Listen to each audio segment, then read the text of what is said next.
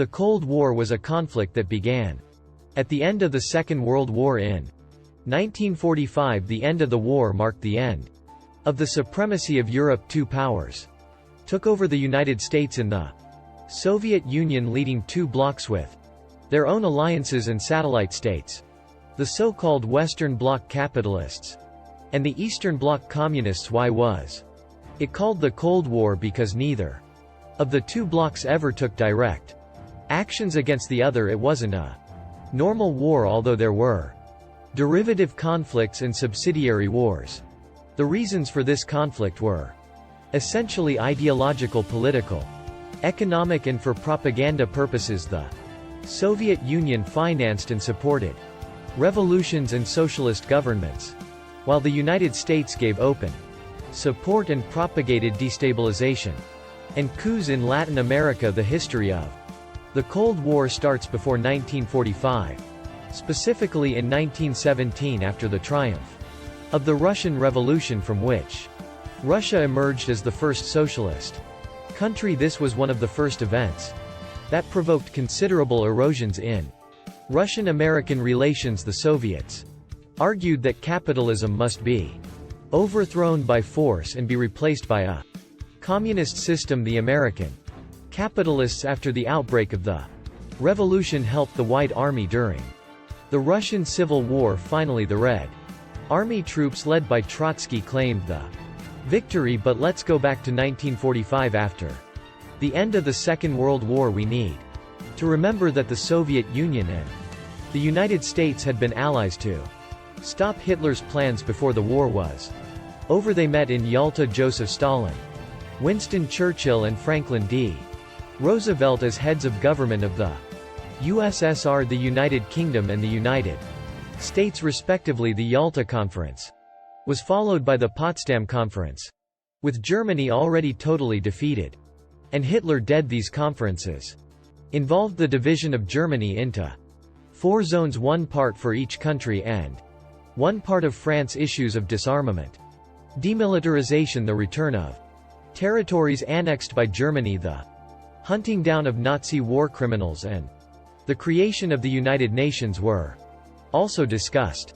The Soviets after the war had de facto occupied the areas of Eastern Europe that they had defended and liberated to stop the Soviet expansion. The United States, with the Marshall Plan, helped Western Europe and the western part of Germany to get back to normal. With the Marshall Plan, the Americans gave enormous economic aid to Europe. The plan was operational for 4 years. From 1948, the United States objectives were to rebuild the areas destroyed by the war, eliminate trade barriers, modernize European industry, and make the continent prosperous again. All these objectives aimed to prevent the spread of communism, which had a large and growing influence in post-war Europe. The detractors of the Marshall Plan argue that this was an example of U.S. economic imperialism. The United States promoted the founding of NATO, the North Atlantic Treaty Organization, and Intergovernmental Military Alliance. Sealed in 1949, the organization was a system of collective defense in which the member states agreed to defend any of their members if they are attacked by an external faction. The rival nations, to counteract the strengths of this alliance, signed the Warsaw Pact in 1955.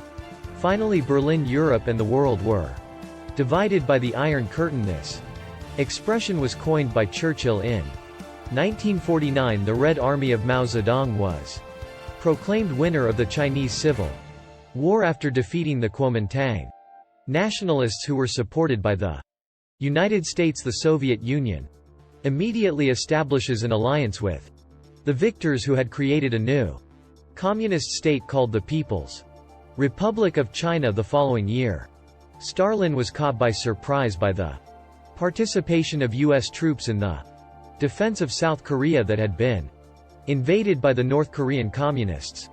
The ceasefire came in 1953. Stalin had died that same year. He will be succeeded by Nikita Khrushchev. Let's go back to the Iron Curtain in Europe in the 5 years after the Second World War. A total of 15 million people emigrated from east to west.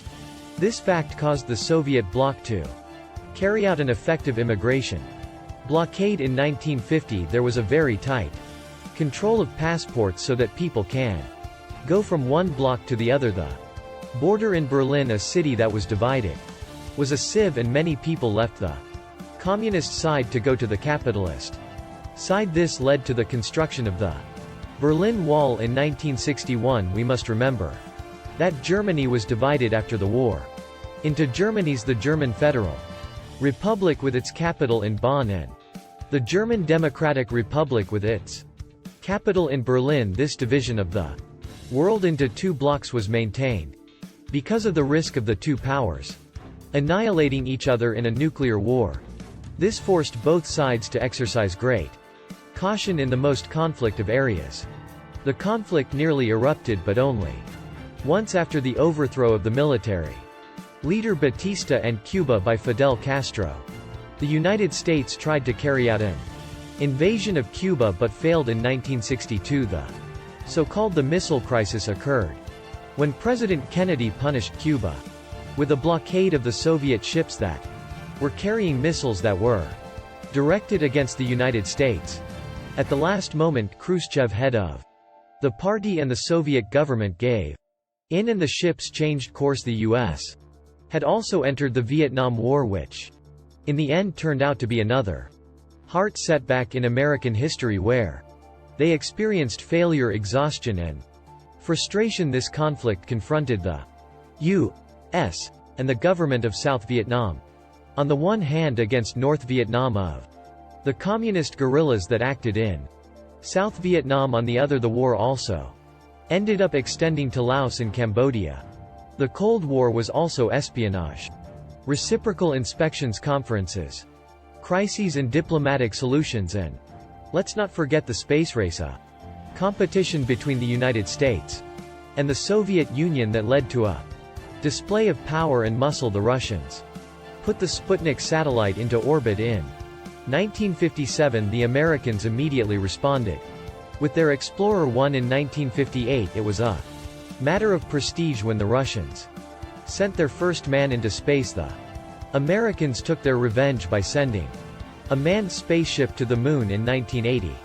Reagan won the promising to increase military spending and take on the Soviets wherever it was necessary. Both Reagan and the newly elected British Prime Minister Margaret Thatcher constantly denounced the communist ideology. Reagan called the Soviet Union the evil empire and predicted that communism would be left on the ash heap of history. In early 1985, Reagan's visceral anti-communism developed into a posse known as the Reagan Doctrine, in which, in addition to containment, he expressed the rights of the U.S. to subvert and overthrow existing communist governments. Finally, in 1989, the Berlin Wall falls, which means the definite opening up of the borders between the two blocs, the dismemberment of the Communist bloc, and the end of the Iron Curtain and the Cold War. After the fall, the tension between the old communist countries and the capitalist countries would end up being diluted. In fact, at present most of the states the former communist bloc have embraced the policies and ideologies of the capitalist world.